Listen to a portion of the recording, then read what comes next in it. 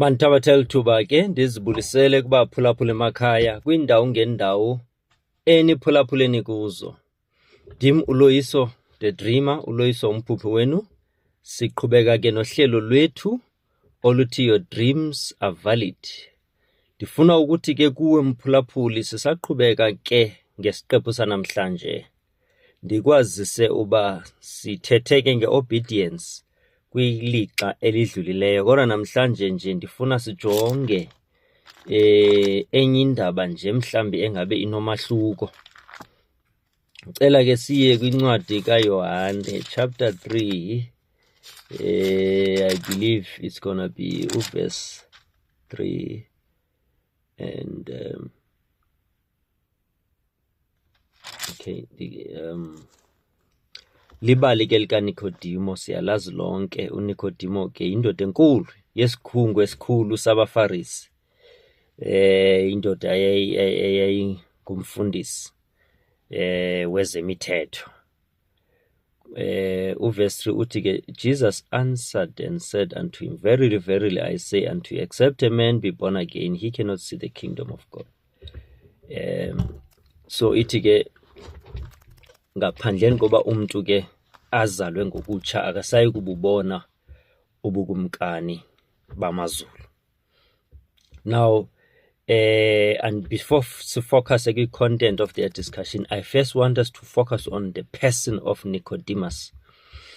uNicodemus wayengomnye wabantu ababemlandela uYesu. Qha emlandela ngokusemfihlakalweni, engafuni ukubonwa, engafuni nokwaziwa ngabantu ba ulandela uYesu. And isizathu soba azifihle kungoba wayenesihlalo esikhulu enkonzweni. Wayene-dignity, social standing enkulu, wayenewonga elikhulu phakathi kwabantu. So lonto yamenza uba waba ne-hard time yokuthi abonwe e-associate noYesu. AbaFarisi abaninzi abangogxa bakhe kule ndawo asebenza nabo kuyo bemgxeka. So akakwazi ke ngoku ukuthi azithobe njengabanye abantu, abe openly out as one of Jesus's disciples. Isn't it really the same with some of us? Sivumela ke amawonga ethu, sivumela ke izihlalo zethu, sivumela imali zethu, sivumela izikhundla zethu zibe ngumqobo phakathi kwethu noThixo. Sivumela izihlalo nesizinikwe ezinkulu ecaweni, ngoba yayindoda eyayinesihlalo esikhulu ecaweni le, kodwa engazani noYesu. Ayibuhlungu into yoba uzimisele ube committed ukuthi uyakhonza, uleqa ukuya enkonzweni kanti awungenwanga inkonzo ngaphakathi enhlizweni yakho. Inkonzo ebalulekileyo ngaphezu kwale yakhiwe ngesandla ogijimela kuyo yile oyiyo wena njengetempile kaMoya Oyingcwele. Akuncedi ukuthi uleqa uyongena inkonzo ungangenwanga wena inkonzo. Funeka iqala ingene wena phambi koba wena uyongena yona. Abantu ekufanele uba baye enkonzweni ngabantu abangenwe inkonzo ngaphakathi enhlizweni. Bathi besiya kule yezandla zabantu baye ngoyohlanganyela ngongenwa, kudibana abantu abangeniweyo, ukuze ke uThixo azibonakalise ngobuninzi kubantu abangeniweyo. So sivele siyiqale ekugqibeleni ke ngoku sileqa uya kwisakhiwo esakhiwe ngezandla. Sihloniphe itempile yezandla, silibala uba eyona tempile ebalulekileyo funeka siyihloniphile yile engumzimba wethu. Kwi-Old Testament itempile yezandla ibibalulekile, kodwa kwi-New Testament itempile engumzimba wakho, it is the one that has to be taken care of with the highest level of importance and reverence. Before ugijimele ukuya ecaweni, kawuqale uvumele icawa ingene ngaphakathi kuwe. Ndifuna ukuthi ke mhlobo wami, ngenye imini saya kwenye indawo siyoshumayela singabafana, sisatsha zintambo, sihambe sishumayela ezitratweni, sishumayela ezikolweni, sishumayela siplanta amabandla, sikhonza uThixo ngamandla, ivangeli isifikele ngamandla. So one of these moments we went to minister kwenye indawo. Think kwakukhona umngcwabo uzaba khona. So ngoku kusemlindweni. Ndaqutshulwa ke ndacelwa uba ndibe sisithethi sembeko ndishumayele emlindweni. Ndathi ke ndashumayela kanye exactly le verse ethi uba ubani ukuKristu sisidalwa esitsha, into ezindala zidlule zisuke zabantsha. Ndashumayela lo verse but ndayilinka nale ethi uba awuzalwanga ukutsha awusayi kuba nobomi obungaphakathi, awusayi ukulibona izulu. There was a man there who looked like a church leader. He looked like he had some kind of a dignified position at church. But you could see ukuthi uyayiva lento endiyithethayo. And abalandeli bakhe, I'm not sure, mhlambi ke bona ke they couldn't respond to the message. But when I called for altar call yokusindiswa, he was the only one who lifted his hand. That was one of the first moments in my early Christian stages that really touched my heart. Ukuthi indoda nesihlalo ecaweni, indoda eyaziwa ishumayeli ngumshumayeli, kodwa izazi ukuthi ishumayela ngecawa, ingena icawa kodwa ingenwanga icawa. Yazijula ijacu, yalibeka isidima sayicaleni, yamkela uYesu indoda, ndayilandelisa ngomthandazo wokuzamkelisa uYesu nokuguquka phambi kwamarhamente. Indoda yecawa, indoda eyinxiba izambatho kodwa ingambathiswanga phezulu. Ngoba ukwambatha emhlabeni kuhle xa kufuneka kwambethwe. Andinawugxeka ke izambatho zabantu, andinawo umdla woba singene kuloo discussion, kodwa akumnandi ukuthi uthi usambathiswe zabanye abantu izinto emhlabeni ube wombathiswe lizulu. Uthi unxiba iuniform zasemhlabeni ube uyinxibile yasezulwini esenhlizweni.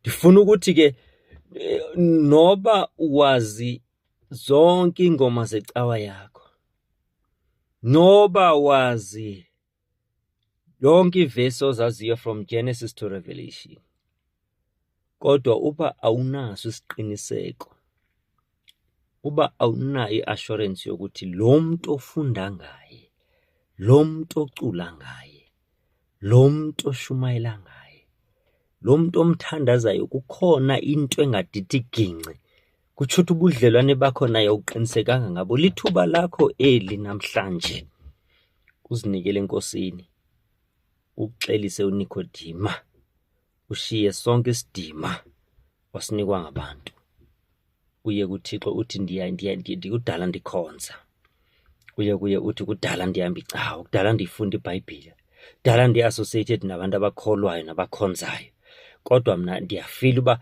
kukhona lento endingekayifumana abayifumeneyo. Yaya le ndoda kuYesu emfihlakalweni, yaye ebumnyameni kwenzela ingabonwa.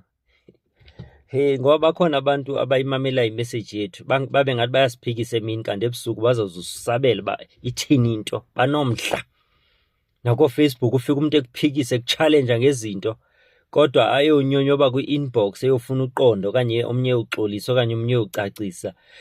So sometimes what people are portraying out there kwi-public, it may not be a true reflection of inhliziyo yabo, or omnye uthole ukuthi ngela xesha mhlambi besamfamekelwe, kuzothi xa sekufika ixesha lokuthi ke atyhilekelwe, at least akwazi ke uba azithobe azosabela.